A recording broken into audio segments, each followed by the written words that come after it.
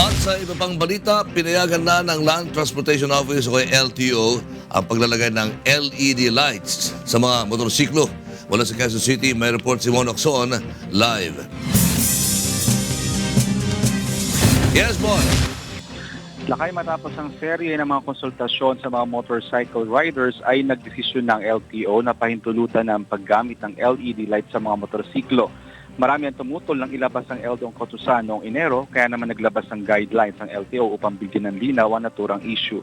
Batay sa memo na nilabas ng LTO, maaaring magamit ang mga LED lights batay sa kondisyon na ginawa ng ahensya. Unang-una dito, dapat ang LED light ay hindi nakakasilaw sa ibang motorista. Para sa headlight, dapat ay white at yellowish ang kulay. Maaaring maitutok pababa at walang blinker mode.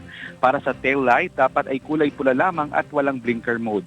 Para sa signal light, ito ay dapat kulay yellow, amber o orange.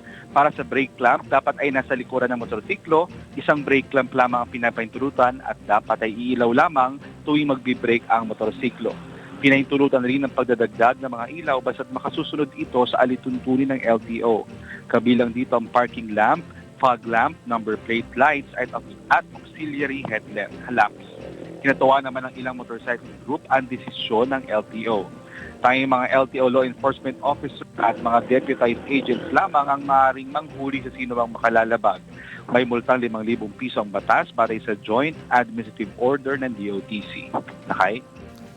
Maraming salamat, Mon Ocson. Nag-uulat mula sa Quezon City.